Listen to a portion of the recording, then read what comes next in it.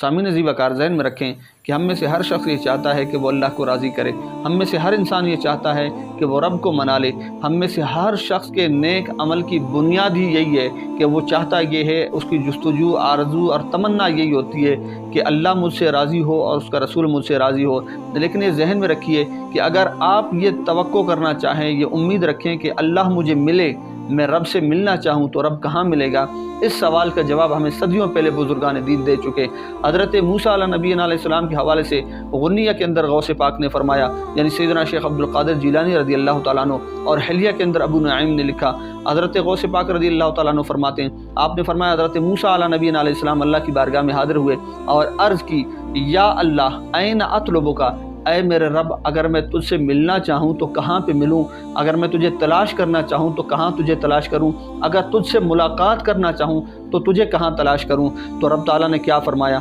رب تعالیٰ نے فرمایا، عند منکسرۃ قلوبہم، ان لوگوں کو تلاش کرو جن کے دل ٹوٹے ہوئے ہیں، وہ جو دل بے قرار ہیں، وہ جو دل مضطر ہیں، وہ جو دل مضطرب ہیں، ان لوگوں کی تلاش کرو، ان لوگوں کی جستجو کرو، ان کے پاس جاؤ، ان سے ملو، ان سے اٹھو بیٹھو اور پھر ان کی خدمتیں کیا کرو، ان کی تلاش کرو، ان کی جستجو کرو۔ جب آپ ایسے لوگوں کے پاس جاتے ہیں